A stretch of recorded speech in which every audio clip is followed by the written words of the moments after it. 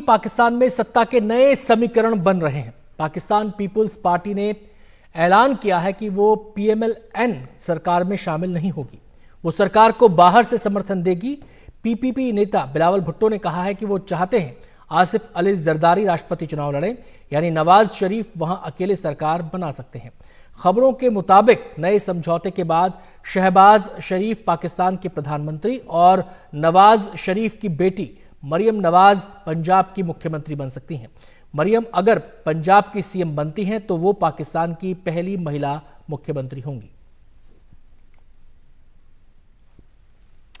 हम सीधे रुख करेंगे, हमारे संवाददाता उमा शंकर सिंह हमारे साथ जुड़ गए हैं इस खबर पर बातचीत करने के लिए। उमा, सब जानते हैं नवाज को लाया ही इसलिए गया था कि चुनाव के बाद उनकी ताजपोशी होगी। अब शहबाज शरीफ का नाम आगे है, वजह क्या है ये जानने में सबकी दिलचस्पी है। क्या नवाज किसी ऐसी सरकार की अगुवाई नहीं करना चाहते जिसकी ऑक्सीजन किसी और के हाथ में हो, या और भी कारण है इसके? जी देखिए, सबसे बड़ी बात तो यही है कि जो सरकार बनने जा रही है वो काफी अस्थिर सरकार होगी, क्योंकि पीपीपी जो कि 54 सीटों के साथ दूसरी सबसे बड़ी पार्टी है और जो सरकार को समर्थन तो देगी लेकिन सरकार में शामिल नहीं होगी। इसका मतलब ये है कि जो मुद्दा आधारित वो समर्थन देगी, तो किसी मुद्दे पर अगर उसने समर्थन नहीं दिया, समर्थन वापस ले लिया, तो फिर सरकार गिर जाएगी और इसी सूरत हाल में फिर से चुनाव होना लाजमी है। तो नवाज शरीफ अपना चेहरा बचाकर इसलिए रखना चाहते हैं ताकि अभी जो भी सरकार बने वो अगर आगे चलकर गिरती है तो दूसरे चुनाव में वो अपनी ताकत को झोंक सकें। एक अहम बात यह भी है कि जिस तरह का फॉर्मूला बनकर सामने आया है उसमें गिव एंड टेक का पूरा जो लेखा जोखा है वो कुछ इस तरह बना है जिसमें आसिफ अली जरदारी को राष्ट्रपति की कुर्सी दी जाएगी। इस बात का ऐलान भी कल जो है वो खुद बिलावल भुट्टो जरदारी की तरफ से किया गया कि वो उम्मीदवार होंगे, ऐसा वो चाहते हैं। तो सरकार में शामिल ना होकर भी राष्ट्रपति के तौर पर एक बड़ा ओहदा जो है वो पीपीपी लेने की कोशिश में है और दूसरा जो पार्लियामेंट की कमेटियां हैं उनमें अपने लोगों को वो बिठाएगी।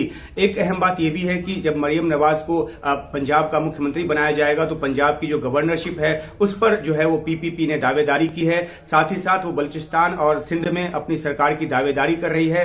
और एक अहम बात यह भी है कि जिस तरीके के नतीजे आए हैं उसके बाद आसिफ अली जरदारी ने पीटीआई की तरफ भी हाथ बढ़ाया है और यह कहा है कि रिकॉन्सिलिएशन की पॉलिटिक्स होनी चाहिए और पीटीआई को भी साथ आना चाहिए। इसके पीछे की बड़ी वजह यह है कि कल को जब वो राष्ट्रपति पद के चुनाव राष्ट्रपति पद के लिए उम्मीदवार के तौर पे खड़े होंगे तो उनको पीटीआई के जो प्रांतीय असेंबलियों के जो विधायक हैं या फिर नेशनल असेंबली के जो सांसद हैं उनका वोट चाहिए होगा। तो एक रिकॉन्सिलिएशन की बात उन्होंने की है।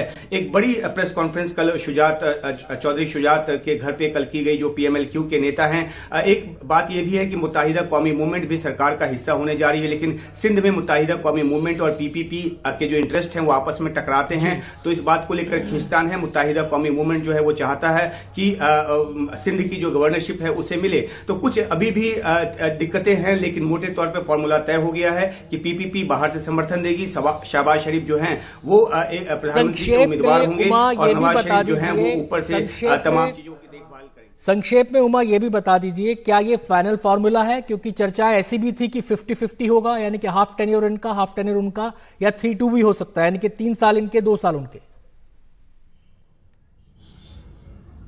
जी देखिए, अभी तक जो जानकारी आई उसमें तो यही है कि आसिफ अली जरदारी को राष्ट्रपति की कुर्सी दी जाएगी और 2.5 साल के फॉर्मूले जैसी अभी तक कोई बात सामने नहीं आई है। लेकिन इतना जरूर माना जा रहा है कि जिस तरह से अस्थिर सरकार ये होगी, ऐसे में इसके लंबा चलने की जो संभावना है वो ना के बराबर है।